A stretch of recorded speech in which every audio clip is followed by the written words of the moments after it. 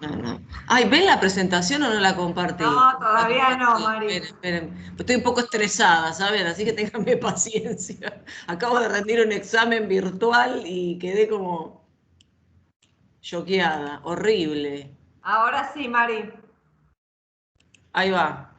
Bueno, muy bien. Entonces, cuando hablamos de los genitales, más o menos, ¿cómo te fue? Aprobé. Aprobé. Estaba contenta. Así que bueno, bueno, nada, vamos a dividir los órganos del sistema reproductor en externos e internos. Como ya les digo, para mí lo externo es lo genital, ¿sí? Lo interno son del sistema reproductor. Bueno, entonces, cuando hablamos de lo externo, hablamos de la vulva, ¿sí? Lo que vemos externamente. Bueno, esto ya más o menos creo que no es complicado de entender. Tenemos los labios, bueno, el monte de Venus, los labios mayores, los labios menores, ¿sí? Esto se llama vestíbulo, como una antesala, donde después tenemos los orificios, orificio urinario y el orificio genital, ¿sí? Después hay un órgano eréctil que tiene la misma estructura que tiene el pene. Cuando describamos pene van a entender que tiene cuerpo cavernoso, cuerpo esponjoso, tiene glande, tiene prepucio, ¿sí? Lo mismo que un pene, pero mucho menos desarrollado, ¿sí? Y acá, en esta zona del vestíbulo, desembocan glándulas mucosas, ¿eh? Después los labios piensen que son de protección para los orificios, tanto para el orificio urinario, donde desemboca, por supuesto, la uretra, y el orificio genital, donde desemboca la vagina, ¿sí? Y bueno, como órganos internos, ya ahí sí tenemos la vagina, el útero, las trompas y los ovarios, ¿eh? Bueno, obviamente esta parte del sistema reproductor sí especializada y dedicada a lo que es ¿cómo es? La reproducción. Bueno, avanzamos, vamos viendo. Bueno, si no tienen dudas con esto, voy avanzando, ¿sí? Cuéntenme si tienen dudas o pasamos a más que nada la parte de la fijación, que es lo más difícil por ahí de entender. Díganme, ¿eh? Acá están todas las flechitas. Creo que esto no es complicado. Y bueno, y los órganos reproductores internos, que ya los fuimos mencionando, ¿sí?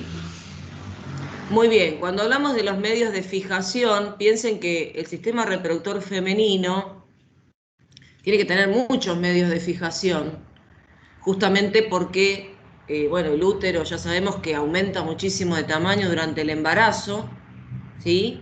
Se torna un órgano muy grande, muy pesado, que por supuesto necesita tener muchos medios de fijación para que no se caiga, no descienda. Eso a veces sucede. Bueno, con Cris ya vieron el piso de la pelvis, ¿no? El diafragma pelviano. Y a veces ese diafragma no logra sostener el peso que tiene el útero durante el embarazo, sobre todo en los últimos meses de gestación, ¿no? Ese semejante peso hace que el útero descienda, ¿sí? Incluso hasta protruye hacia el exterior. El cuello del útero sale al exterior y eso se llama prolapso, ¿sí? Bueno, nada, piensen que está, bueno, bastante sostenido por distintos medios de fijación. En el caso del útero, piensen que este manto, ¿sí? Este manto que ustedes ven acá, que está como cayendo así sobre las trompas y sobre el útero, es el peritoneo, es la hoja parietal del mismo peritoneo que obviamente recubre el abdomen. Como la cavidad es abdominopélvica, no hay una separación entre abdomen y pelvis, y por supuesto esto va cayendo, es la hoja parietal del peritoneo del abdomen, que obviamente también recubre por la parte superior, podríamos decir, a los órganos que están en la pelvis, tanto la vejiga como el útero, como parte del recto, ¿sí? Bueno, todo este manto que ustedes ven caer así sobre el sistema reproductor femenino es lo que se llama el ligamento ancho. Y como ya les dije, es el peritoneo parietal, ¿sí? Y después tiene como distintas partes que se los nombra de forma distinta, pero sigue siendo lo mismo, sigue siendo el ligamento ancho del útero, ¿sí? Lo que pasa es que en la zona donde recae así sobre las trompas, acá se le llama mesosalpinx, ¿sí? Y en esta zona, por ahí donde está más cerca del útero, se llama mesometrio. O sea, tiene distintos nombres según las distintas partes que están más o menos cerca de los distintos órganos. Pero es el ligamento ancho, ¿sí? Es el ligamento ancho que va cubriendo los órganos. Bueno, ahora, eso con respecto al útero. Vamos a ver primero, ¿sí?, los medios de fijación del útero. Y después veremos los medios de fijación del ovario, ¿sí? Bien. Bueno, dijimos ligamento ancho, dijimos mesosalping, que dice es la porción superior del ligamento ancho, mesometrio, que es la porción inferior del ligamento ancho, ¿sí? Ahora, a ver cómo les puedo explicar esto. Acá lo van a entender mejor, ¿sí? Pasa que esto es difícil explicarlo en la virtualidad. Cuando uno está en la presencialidad es más fácil porque vamos haciendo dibujos en el pizarrón, vamos haciendo un poco de morisquetas y van entendiendo mejor. Se lo tienen que imaginar. Tenemos útero, tenemos trompas, ¿sí? Y piensen en un manto que está cayendo sobre trompas y útero. Se repliega y después va a cubrir el recto que está por detrás, ¿sí? Ahora, ese manto que va cayendo, ¿sí?, lo que va a hacer es formar dos repliegues que llegan hasta los ovarios. Acá se lo puede ver. O sea, esto que ven acá es el ligamento ancho, ¿sí? Acá tengo la trompa cortada. Piensen que este manto está recubriendo tanto las trompas como el útero, ¿sí? Pero en la parte posterior, ¿sí?, de ese ligamento ancho, hay un repliegue que se une al ovario. Ese repliegue, que es un repliegue también del ligamento ancho, ¿sí? Se llama mesovario, ¿sí? Entonces dice, repliegue peritoneal que une la hoja peritoneal posterior del ligamento ancho al ovario, ¿sí? Esta imagen que nosotros estamos viendo es una vista posterior del sistema reproductor femenino, ¿sí? Si yo fuera el útero, mis brazos fueran las trompas se dirigen hacia atrás, ¿sí?, hacia la parte posterior. Y en la parte posterior están los ovarios.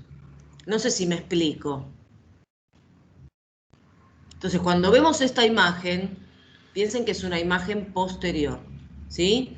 A ver si puedo, no sé si hay un corte, acá, ¿sí? Entonces, fíjense lo que hace la hoja parietal del peritoneo.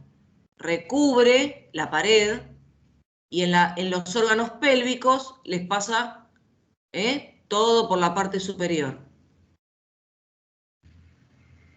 Entonces, esto que yo veo acá, que está recubriendo el útero, justamente es esto, ¿sí? Toda esta hoja, este manto que está cayendo sobre los órganos.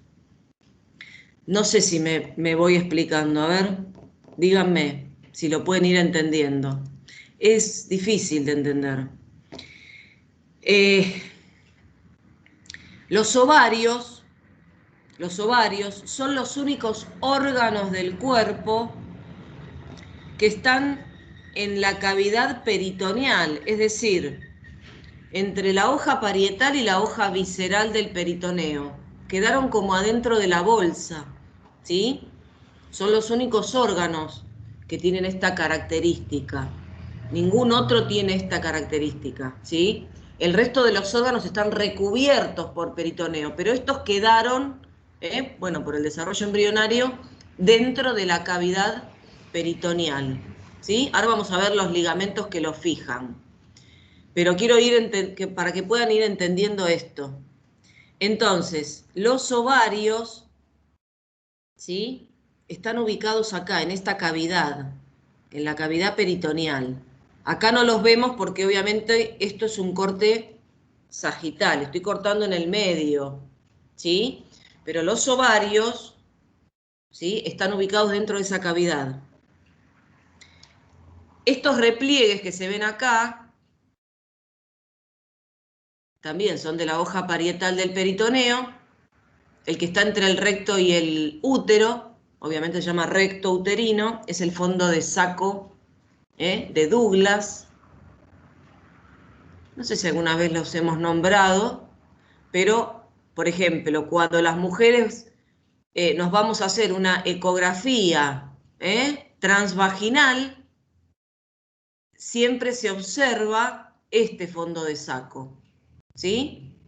¿Por qué? Porque a veces pueden ocurrir embarazos ectópicos, se fecunda el óvulo y el espermatozoide dentro de la cavidad peritoneal, y ahí se forma un embrión que empieza a desarrollarse dentro de este fondo de saco, ¿sí? Cae ahí, y por lo tanto, bueno, pueden producirse embarazos ectópicos. Obviamente la fecundación se tiene que hacer dentro de la trompa de falopio, pero a veces se hace fuera. Porque el ovario, piensen que está ubicado en esa cavidad. Entonces, a veces el óvulo sale y en vez de entrar en la trompa, queda en la cavidad, llegan los espermatozoides, lo fecundan, ¿sí? Y por lo tanto se forma un embarazo ectópico, un embrión ectópico. Que generalmente, bueno, en las ecografías van a ver que dice fondo de saco de Douglas libre, ¿sí? Como que está todo bien y que no hay nada extra ni extraño. Y el otro fondo de saco se llama vésico uterino, ¿sí? No tiene tanta profundidad y tanta capacidad como el fondo de saco posterior. Pero piensen que es eso, es la hoja que va recubriendo los órganos, ¿sí? Bueno, entonces, por ahora, ¿qué ligamentos nombramos? Ligamento ancho, que recibe distintos nombres según la zona, mesosalpinx, mesometrio, ¿sí? Pero es ligamento ancho finalmente.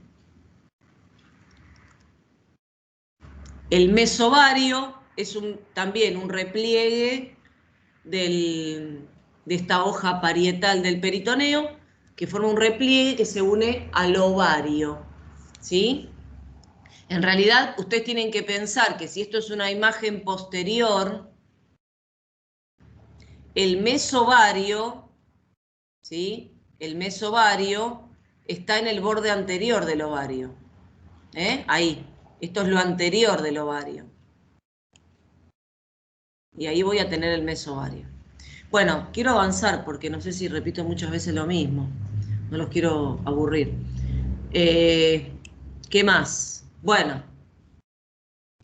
Después, piensen que todos los demás ligamentos, la mayoría, son refuerzos, porque piensen que esto es tejido conectivo. Entonces, ¿qué hace? Este tejido conectivo del peritoneo tiene como refuerzos, o sea, mucha más cantidad de fibras, y se forman como cordones. En ese caso, por ejemplo, tenemos el ligamento propio del ovario, que lo va a unir al útero. Piensen que esto es un órgano que está suelto, dentro de la cavidad peritoneal. Tiene un ligamento que lo une hasta el útero, ¿sí? Y tiene el otro ligamento que también es repliegue del mismo peritoneo, ¿sí? Que, bueno, lo une a la pared lateral y se llama ligamento suspensorio.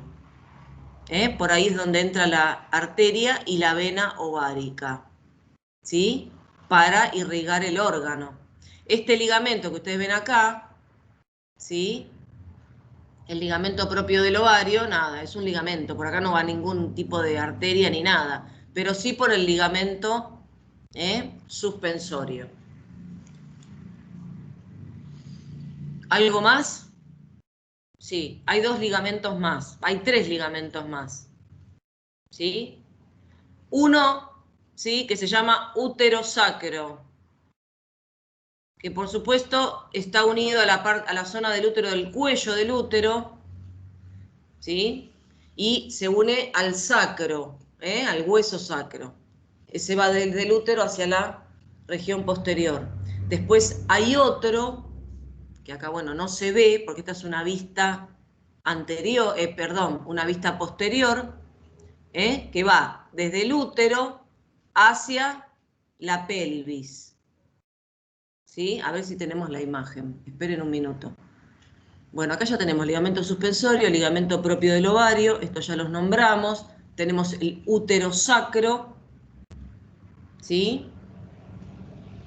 No, acá están los ligamentos cardinales. A ver si hay alguna... Uy, no me digan que no hay ninguna imagen. Qué feo.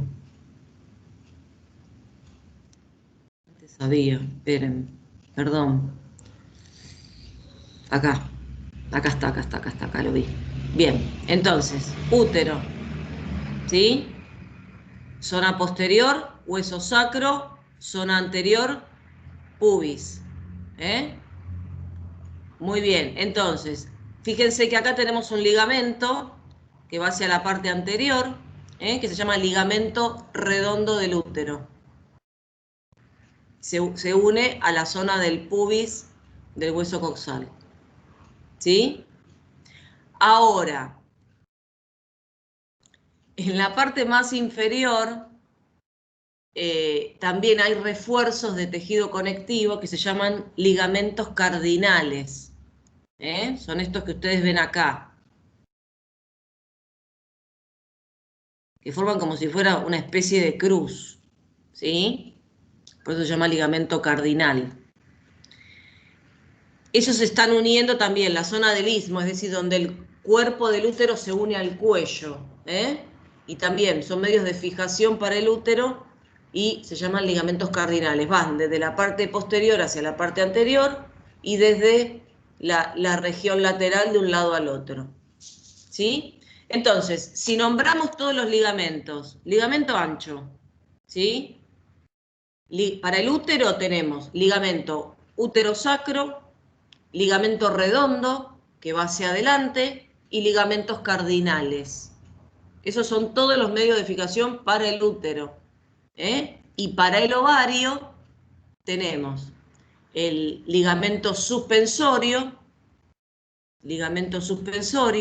el meso-ovario, ¿sí? Y el ligamento propio del ovario. Podríamos decir que son 3 ligamentos para los ovarios, 5 ligamentos para el útero. Todo es peritoneo y refuerzo de esa membrana para formar estos ligamentos de fijación. ¿Sí? No sé si quedó. Y tampoco sé si es lo más importante, pero bueno,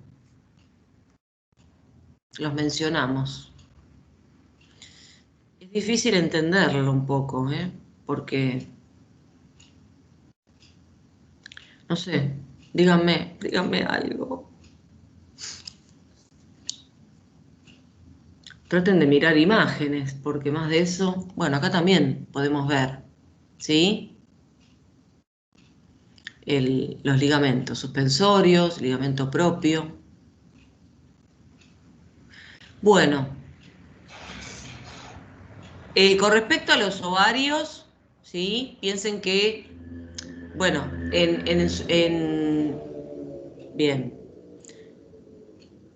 son órganos ovoides, ¿sí? El tamaño de un ovario, por ejemplo, es el tamaño de una almendra aproximadamente, un poquito más, ¿sí? Entre 2 centímetros, 3 centímetros, dependiendo también el estadio del ovario. Lo particular del ovario es que es un órgano recubierto por un epitelio, ¿sí? Probablemente porque está ahí adentro de la cavidad peritoneal.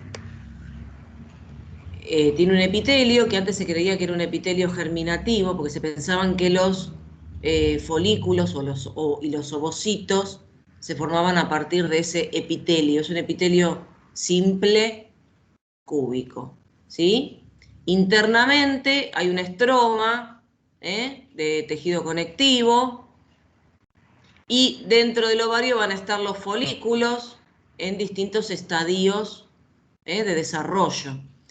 Si por supuesto tomamos una niña que todavía no ha llegado a la pubertad, esperen, que me adelanté, ¿sí? Los folículos están en estadio de folículo primordial, que obviamente es el ovocito, la célula sexual, rodeado de unas células que se llaman células foliculares, ¿sí? En ese caso estaríamos en el estado de folículos primordiales. Es decir, que cuando nacemos, ya nacemos con todos nuestros folículos primordiales fabricados y formados.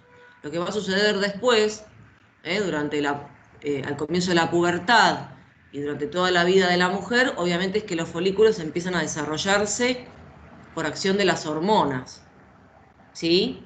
¿De dónde vienen las hormonas que estimulan el desarrollo de los folículos? ¿Tienen idea? De la hipófisis. Muy bien, de la glándula hipófisis, las gonadotrofinas.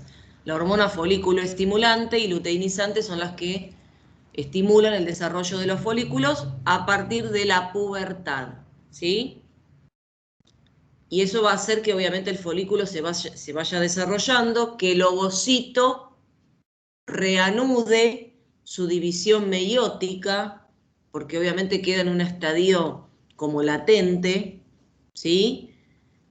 Bueno, está en un estadio de profase, pero después reanuda su división meiótica, ¿sí? Bueno, para formar obviamente la primera división meiótica, donde ya se reduce el material genético, ¿sí? Y después, bueno, obviamente va a continuar hasta que, bueno, en realidad cuando se ovula, continúa el proceso de meiosis y se termina de completar en realidad cuando es fecundado por el espermatozoide, ¿sí? Pero bueno, lo importante acá es que ustedes puedan identificar los distintos estadios de los folículos, A veces se ponen imágenes y se dice, bueno, ¿qué tipo de folículo es el folículo de la imagen, ¿sí? Piensen que un folículo, a ver si tenemos alguna otra imagen, no, venimos escasos de imágenes. Pero bueno, tenemos folículos primordiales, ¿sí? Son los más pequeños. A ver, acá podría ser un folículo primordial.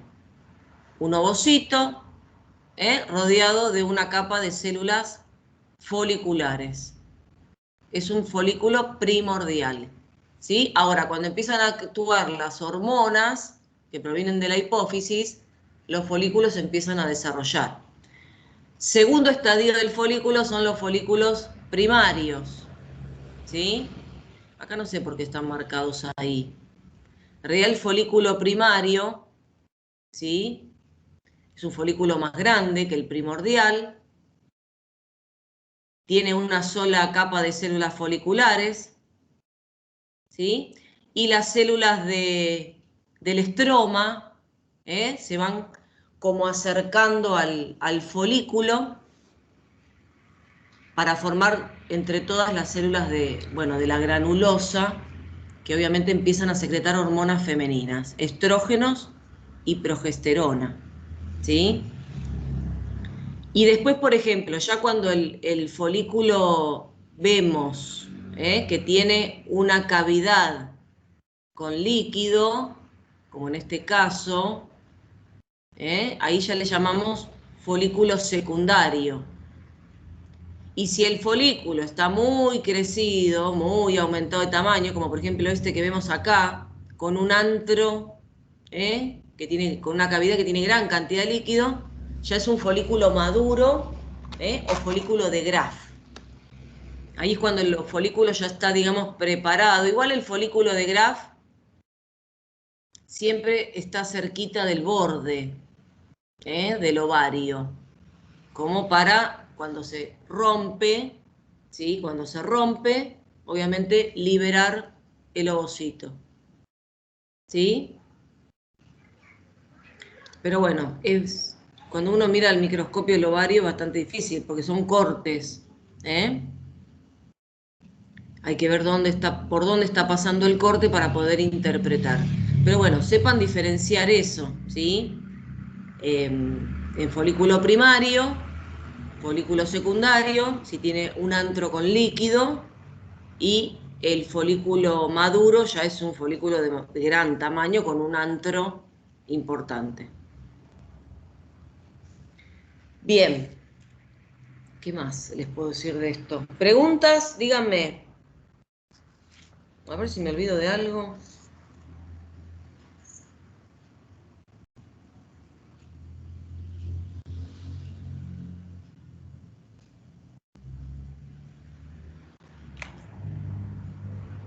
No, profe, por lo menos mi parte no.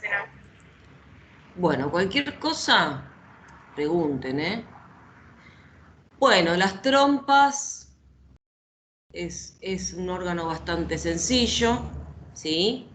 Fíjense, esto lo tenemos dentro de la cavidad peritoneal, la abertura de la trompa, esta zona de la trompa, ¿sí? Que se llama infundíbulo. Obviamente es la parte más ensanchada de la trompa. La abertura de ese infundíbulo también da a la cavidad peritoneal. Acá tengo el ovario, ¿sí? Y obviamente la trompa tiene unas prolongaciones que se llaman fimbrias, que lo que hacen es captar o capturar el ovocito, que sale del ovario. Y por supuesto conducirlo, a lo largo de la trompa para que sea fecundado. Piensen que la trompa es el órgano, adaptado y especializado para la fecundación. Fíjense que tiene como unos pliegues, las paredes de la trompa tienen pliegues longitudinales, ¿sí? Y está toda tapizada por un epitelio, ¿cómo es? Ay, me olvidé. Un epitelio ciliado, ¿sí? Que obviamente permite el movimiento de las cilias, permite digamos, el transporte del óvulo, ¿sí? En la zona de la ampolla es donde se va a producir la fecundación, ¿sí? Después hay la zona del istmo y una pequeña parte que se llama intramural, donde ya la trompa se va a comunicar con el útero, ¿sí? Infundíbulo, ampolla, istmo y intramural. La verdad que este tema no entramos demasiado en detalle, sino obviamente que es para que tengan una noción, ¿sí? Hay mucho más para decir. Pero bueno, esta es la histología, ¿sí? La serosa, perdón, vamos a empezar por la mucosa, ¿eh? La mucosa, siempre acuérdense que es el epitelio y el conectivo que está debajo, ¿sí? Que a veces se le llama lámina propia. Entonces tenemos la mucosa, esta zona que ustedes ven acá, ¿sí? Con tanto pliegue, porque no piensen que la trompa no es un conducto donde las paredes, ¿sí? Son totalmente lisas, sino que hay pliegues, ¿sí? Y esos pliegues, la parte que más pliegues tiene es la zona de la ampolla, o sea, donde se va a realizar la fecundación. Esto significa que si el ovocito está viniendo por un lado y el espermatozoide por el otro, sí o sí se van a fecundar, porque no es que hay espacios para que, digamos, no se fecunden, no se encuentren, ¿sí? Bueno, ¿qué más les puedo decir? Bueno, músculo liso, con 2 capas, longitudinal externa y circular interna, y la serosa, que bueno, corresponde al peritoneo, ese que dijimos que recubría los órganos. Bueno, esto no es complicado. El útero, ¿sí? Es un órgano que, bueno, tiene forma de pera, pera invertida, tiene 4 regiones, un fondo, un cuerpo, un istmo y un cuello. Ahora vamos a describir un poquito más el cuello del útero, porque por ahí, digamos, la zona importante, bueno, que tiene que ver con el cáncer que generalmente, bueno, se desarrolla en las mujeres, generalmente, bueno, no en todas, pero es algo que hay que controlar periódicamente para que, bueno, no se desarrolle cáncer. Y si se desarrolla, bueno, actuar en consecuencia. Acá en esta imagen sí se ven los ligamentos, ¿ven? El ligamento redondo. Esta era la imagen que yo buscaba. El útero sacro. ¿Sí? Bueno, bien. No sé qué más decirles, porque a mí este tema me parece re fácil, pero quiero que cualquier cosa me pregunten, si algo no entendieron. Bueno, vamos a la parte... A ver si está acá. Fue la parte histológica. Bien. Importante del útero, además de esas 4 regiones, de esas 4 zonas, es la posición. Que se considera que el útero está ubicado en una posición de anteversoflexión. Esta posición que tiene el útero, donde lo ven así como apoyado sobre la vejiga, en un ángulo hacia adelante y con un ángulo que se forma entre el istmo y el cuello, ¿sí? Es la posición adecuada para la gestación y el parto. No todos los úteros tienen esta posición, ¿sí? En ese caso, bueno, obviamente se dificulta lo que es la gestación y el parto. ¿Qué más? Bueno, eso después. Después, con respecto a las capas histológicas, ¿sí? De adentro hacia afuera, siempre va a estar, es un órgano hueco, por lo tanto va a estar revestido por una mucosa, ¿sí? La mucosa, bueno, tiene un epitelio y un tejido conectivo debajo, ¿sí? El epitelio también es un epitelio simple cilíndrico, ¿sí? Que obviamente tiene glándulas, o sea, está invaginado, formando glándulas.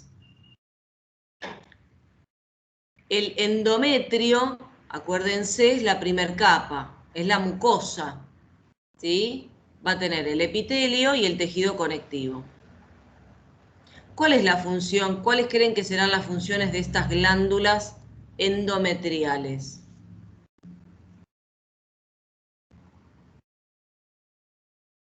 ¿Para qué sirven? O, mejor dicho, me pueden también decir para qué sirve el endometrio.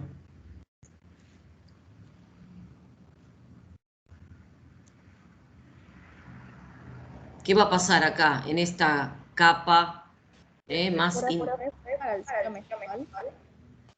Bueno, tiene que ver con el ciclo menstrual, pero ¿cuál es la función de esta capa del útero? Desprenderse. Bueno, sí, se va a desprender, pero se va a desprender si no se utiliza. ¿Sí? ¿Para qué se utiliza? ¿Cuál es su función?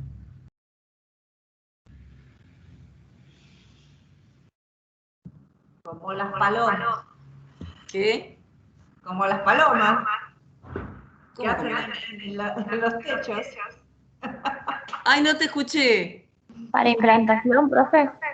Claro, para que se implante el óvulo fecundado, que en realidad el óvulo fecundado cuando llega al útero, ya se lo considera un embrión, porque es un estadio con mucha cantidad de células y obviamente ya se implanta en el endometrio. Las glándulas endometriales en el momento en el que la mujer ovula, obviamente esas glándulas están muy desarrolladas y producen muchas sustancias nutritivas, obviamente para darle nutrientes al embrión en desarrollo. Pero el endometrio es el tejido, ¿sí?, en donde se va a implantar el embrión. Y ahí es donde va a continuar su desarrollo, ¿sí? Por eso es importante. El endometrio tiene una capa funcional y una capa basal, ¿sí?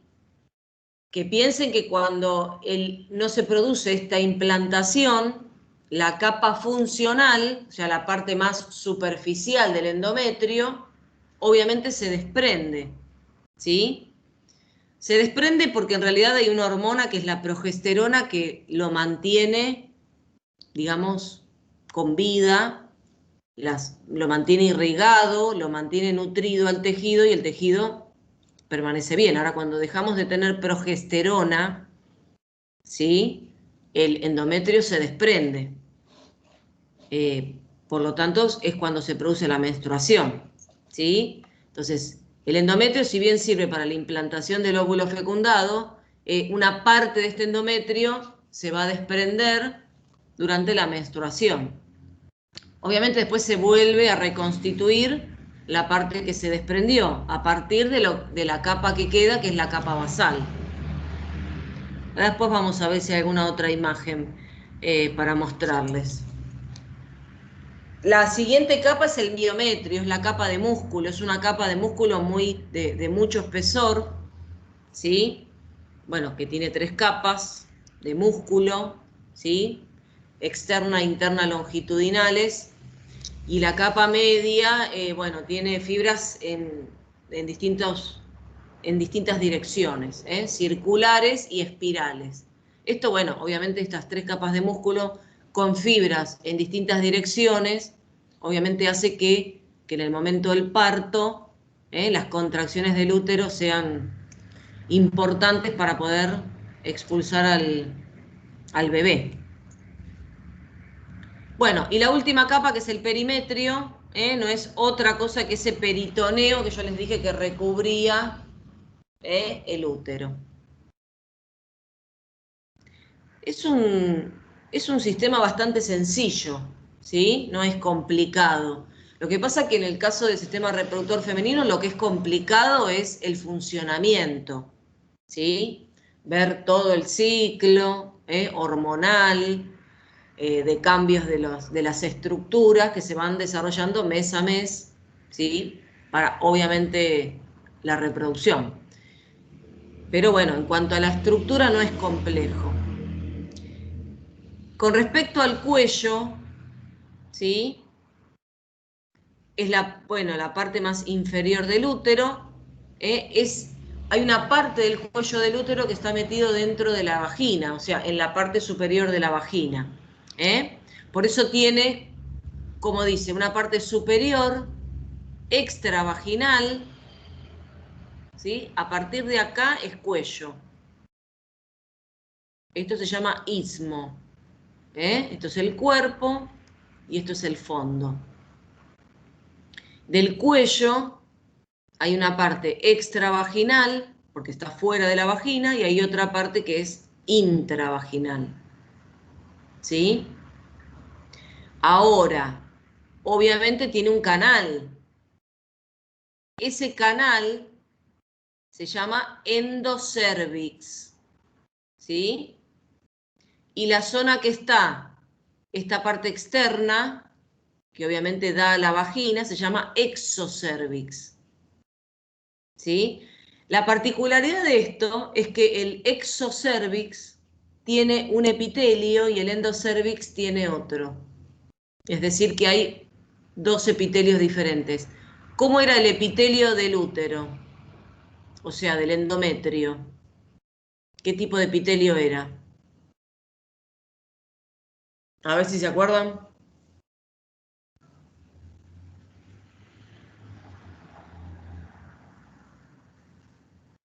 Bueno.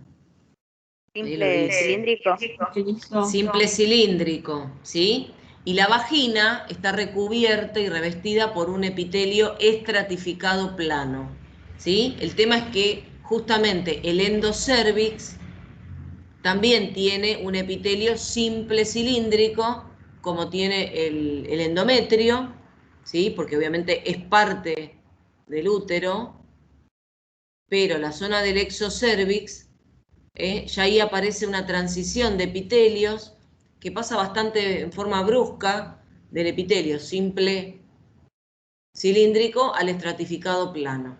Por eso nuestro útero, nuestro cuello del útero, tiene mucha predisposición a desarrollar cáncer. En todas las zonas donde hay estas transiciones de epitelios, se produce cáncer. En realidad primero, bueno, empieza con lo que se llama metaplasia. La metaplasia es la invasión de un epitelio en una zona donde no le corresponde. Si nuestro endocervix empieza a ser invadido por epitelio estratificado plano, y eso ya se lo considera una metaplasia, ¿sí? Y con el tiempo, bueno, hay que obviamente controlarlo, porque con el tiempo puede desarrollar cáncer, ¿sí? Se transforma el epitelio y las células se vuelven cancerosas, ¿eh? Por eso es importante hacer exámenes del cuello del útero, que obviamente se puede observar con un método que es la colposcopía, que obviamente lo hacen los médicos ginecólogos. ¿Sí? ¿Preguntas? Pregunten, dudas que tengan o algo que no se entiende. La imagen. Saqué algunas imágenes, pero bueno. Por ahora vamos bien, profe. ¿Vamos bien? Sí. Bueno. Con respecto al ciclo menstrual, esto es muy fisiológico, pero para que tengan una idea y una noción, algo les explicamos, ¿sí? Porque bueno, obviamente todo el ciclo menstrual va a tener que ver con una regulación hormonal. Ya dijimos que, bueno, el ciclo menstrual es una serie de acontecimientos que se dan en forma coordinada, ¿sí? Y que como es un ciclo, se repite cada 28, 30 días aproximadamente, ¿sí? Por eso se llama ciclo menstrual.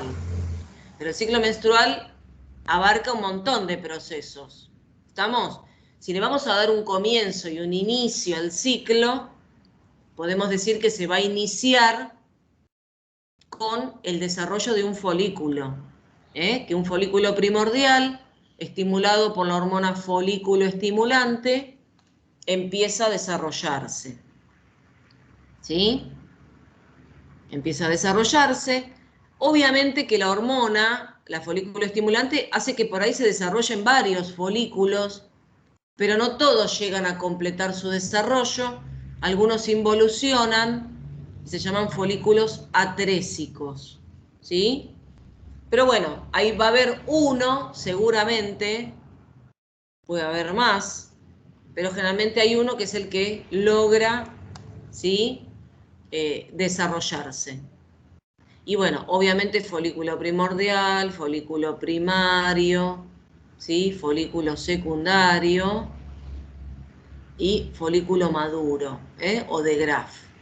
Eso lo va haciendo, ese efecto lo va haciendo la hormona folículo estimulante, ¿sí? Que obviamente proviene de la hipófisis. Ahora, el mismo folículo, ¿sí? Tiene células de la granulosa y células de la teca, ¿sí?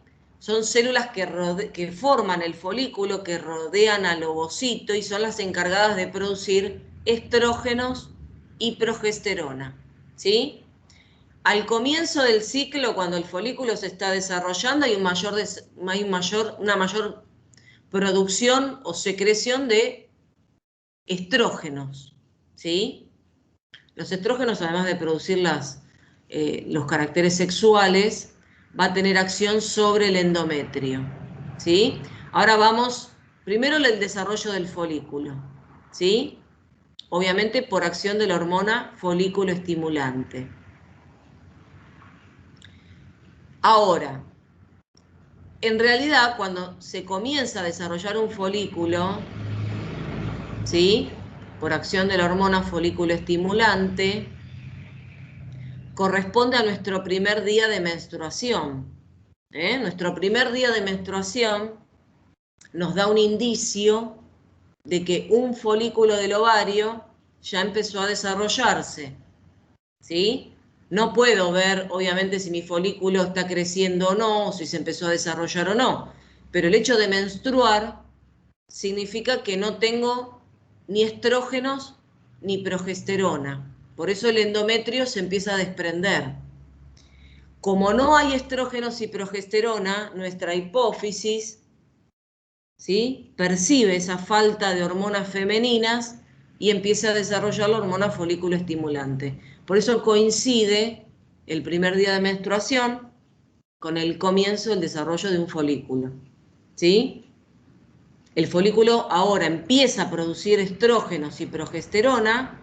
Al comienzo del ciclo, ya les dije, más estrógenos que progesterona, y esos estrógenos, bueno, el más importante es el estradiol, hace que el endometrio, una vez que ya se produjo la menstruación, 4 o 5 días, ahí ya comienza nuevamente a crecer el endometrio. Entonces coincide el crecimiento del endometrio, el aumento de espesor de esta capa, con el desarrollo del folículo, ¿sí? Ahora, hay un momento determinado donde nuestra hipófisis secreta muchísima hormona luteinizante. Esa hormona, sumada a la folículo estimulante, que también hace un pequeño pico de producción de secreción, entre las dos, más que nada la luteinizante, hacen que este folículo se rompa, ¿sí?, y libere el ovocito, ¿sí?, que ya por supuesto fue completando su meiosis, ¿sí? Bueno, lo que nos queda se llama cuerpo amarillo, o cuerpo lúteo, y es un vestigio del folículo que sigue produciendo hormonas, porque piensen que está formado por células de la granulosa y por células de la teca, ¿sí? Pero ahora las células de la granulosa empiezan a involucionar, las células de la teca, ¿sí?, cobran un poco más de importancia y se llenan de lípidos. Las hormonas femeninas son hormonas lipídicas, por eso se transforman en un cuerpo lúteo, un cuerpo amarillo, porque esas células se llenan de lípidos y empiezan a producir muchísima progesterona, ¿sí? Entonces, en la segunda fase del ciclo hay mucha más progesterona, ¿sí?, que estrógenos. Esta hormona, la importancia que tiene es que tiene mucha acción sobre el endometrio, ¿sí? Hace que estas glándulas se desarrollen mucho más, se hagan mucho más tortuosas, muchas más flexuosas, y empiezan a secretar sustancias nutritivas, ¿sí? Es decir, después que ocurre la ovulación, después que se rompe el folículo, es necesario que el endometrio se vaya preparando para que el óvulo, si es fecundado, se implante. Esa es acción de la progesterona. La progesterona es muy importante para eso, para mantener el endometrio bien crecido, bien nutrido, para mantener el embrión, ¿sí? Bueno, eso es en caso de que haya un embarazo, una fecundación. Si no hay fecundación, obviamente no se implanta ningún embrión acá, ¿sí? El embrión, si hubiera embrión, el embrión produce una hormona que se llama gonadotropina coriónica, ¿sí? Es la hormona del embarazo, es la que detectan los test de embarazo, justamente porque es una hormona que si está presente, lo único que la produce en el cuerpo es un embrión, ¿sí? Por lo tanto, ya cuando el test de embarazo da positivo es porque hay un embrión y está produciendo esta hormona. Si está produciendo la gonadotropina coriónica, este cuerpo lúteo, ¿sí?, no desaparece. Sí, obviamente, ya el embrión, vos pensá, la fecundación se hace en la trompa, ¿sí? Hasta que ese embrión llega al útero, aproximadamente pasan 6 días, 7 días, hasta que logre implantarse en el útero. Ya cuando va el embrión desarrollándose, multiplicándose las células, ya empieza a producir la hormona, ¿sí? La hormona va a la sangre. Ya ahí con un análisis de sangre se detecta la hormona, ¿sí? La que quizás no lo detecta es el test, por ende, de embarazo, que por lo menos tienen que haber pasado una semana, ¿sí? Una semana hasta que llegó al implantarse. Ahí ya la producción hormonal es importante y se detecta con un test. Antes se puede detectar con un análisis de sangre, porque la hormona ya está presente, ¿sí? Lo que hace la gonadotropina coriónica es impedir que este cuerpo lúteo desaparezca e involucione. Por eso el cuerpo lúteo sigue produciendo progesterona. Acá no baja. ¿Ven que acá en la curva está bajando? No. Si está implantando un embrión acá, esta progesterona va aumentando, y cada vez más. Eso hace que uno no tenga menstruación, que el endometrio no se desprenda, ¿sí?, para poder preservar el embrión que se implantó. Ahora, si no hay embrión, no hay implantación del embrión, esto empieza a involucionar. Y entonces la cantidad de progesterona cada vez es menos. Y también la cantidad de estrógenos.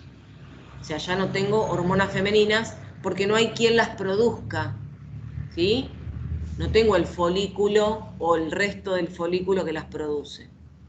Como no tenemos hormonas, no tenemos ni estrógenos ni progesterona, el tejido, el endometrio se empieza a desprender y otra vez comienza un nuevo ciclo, ¿sí? No hay estrógenos, no hay progesterona, la hipófisis detecta eso y obviamente comienza a hacer que un nuevo folículo se desarrolle, ¿sí?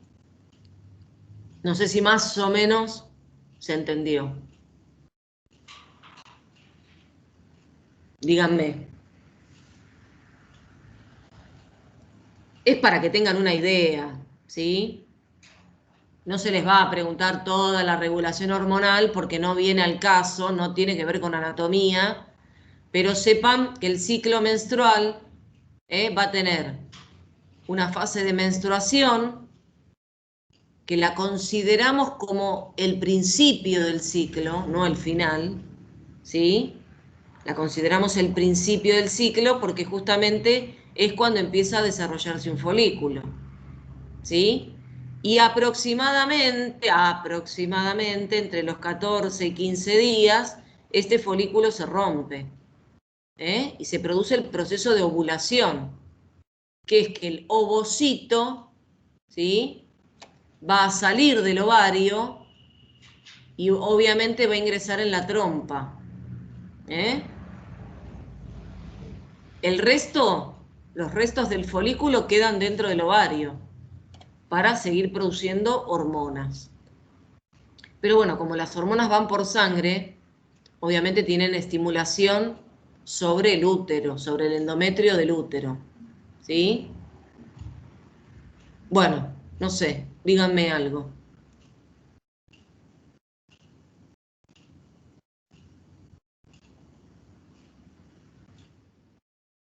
Bueno, ya estamos por terminar. Bueno, con respecto a la vagina, piensen que es un órgano que tiene forma de conducto, es un conducto básicamente, ¿sí?, de paredes musculares. Piensen que la función de la vagina es alojar al pene durante el coito. Ahí es donde se van a depositar el semen, obviamente con los espermatozoides.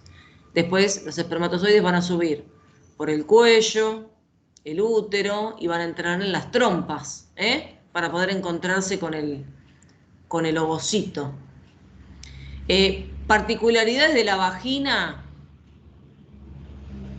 es que, bueno, obviamente tiene paredes de músculo liso, tiene un epitelio muy particular porque es un epitelio estratificado plano, pero si ustedes miran las células, son de color blanco, ¿no? Así se las ve al microscopio.